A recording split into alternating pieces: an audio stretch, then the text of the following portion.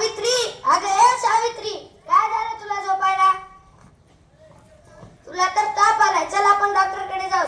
माझा डॉक्टर असंच निघून जायला. अहो ऐकलात का? मला एक साडी घेऊन देता का? ठीक आहे, आणतो. जाते जेवायला. माझी सावित्री एका साडीसाठी हट करणारी नाही. तिच्या तापेचे कारण मला बघावंच लागेल. मला शाळेत जावे लागेल. मुली माझ्या वाट बघत असतील.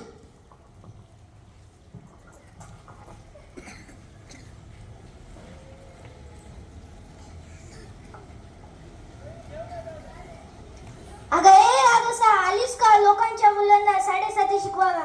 चल जा. निघ इथून.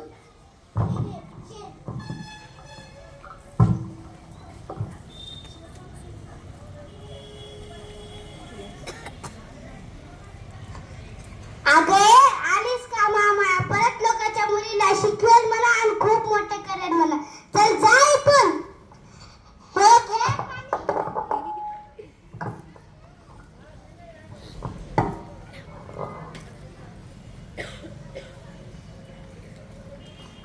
ये आली काय मोठी शिक्षिका लोकांच्या संसारात आग लावायला. मुली शिकून मी काय करणार आहे?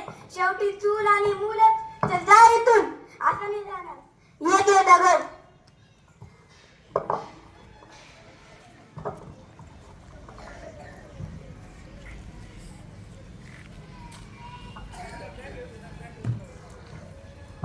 अगे मूर्ख बाई, का आमच्या मुलींना बिघडतेस? ते शिकून कोणते मोठे होणार आहेत? जा इथून.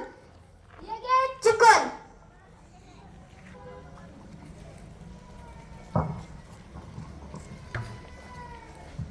अरे दिसली त्या साईसाठी. बाई मांजर आडवी केली होती तर बरं होत तुझं. आठो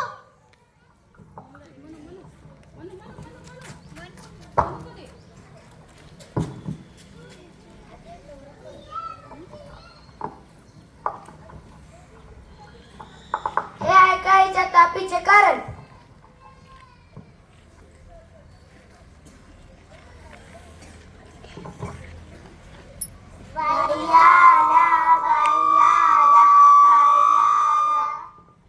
बाई तुम्हाला लागलं कसं? बाई तुम्हाला पाणी कधी फेकलं? बाई तुमच्या अंगाची.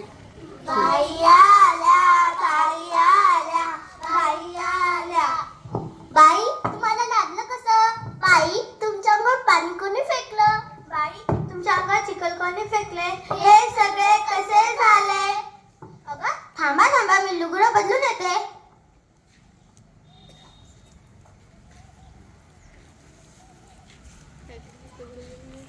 हे आहे का हिच्या तापीचे कारण?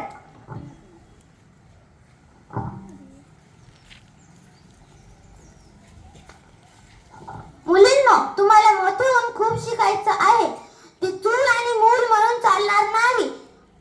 एक स्त्री तर शिकली तर अख्खं कुटुंब शिकतं. ते म्हणतात ना, ज्ञान आणि अज्ञानाचा अंधार दूर करणारे दिव्य असू दे. हो बाई, मी मोठी होऊन डॉक्टर बनणार. हो बाई, मी मोठी होऊन शिक्षिका बनणार. हो बाई, मी मोठी होऊन इंजिनियर बनणार. हो बाई, मी मोठी होऊन पोलीस ऑफिसर बनणार. हो बाई, मी मोठी होऊन अधिकारी बनणार.